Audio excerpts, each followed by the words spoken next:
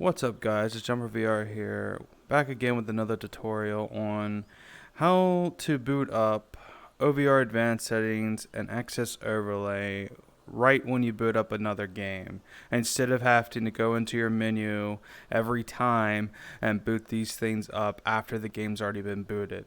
We can boot them up on startup. Most of you probably already know this, but this is for the people who don't.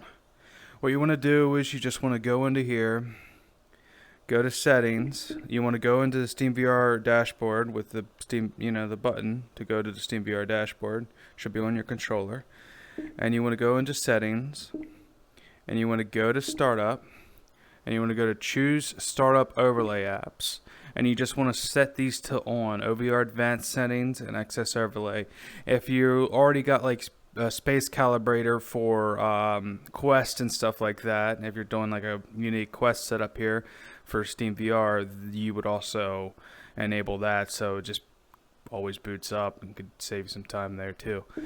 But you set those to boot up, then you restart SteamVR, and you'll be fine. It'll be done. And those of you who are curious on what access overlay is, it's basically an overlay that lets you have multiple monitors like this, multiple displays. I only have one monitor in real life, but in VR I can have multiple screens, and I can have the keyboard and stuff like this.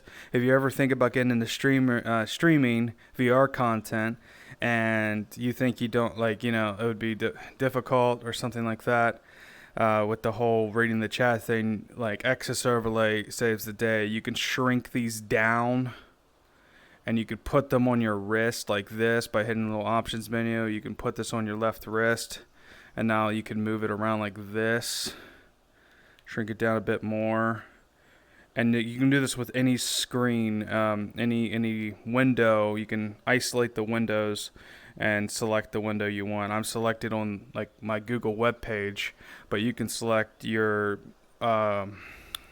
stream dashboard, like if you're using Streamlabs, and like your Twitch chat and stuff like that. That's just another little tip. I could go in on a full stream setup if you all would enjoy that.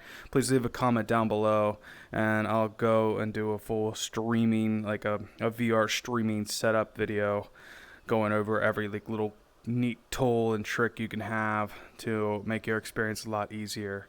I hope you all enjoyed the video, and if you did, leave a like, comment down below on any other video ideas you may have for me. Bye bye.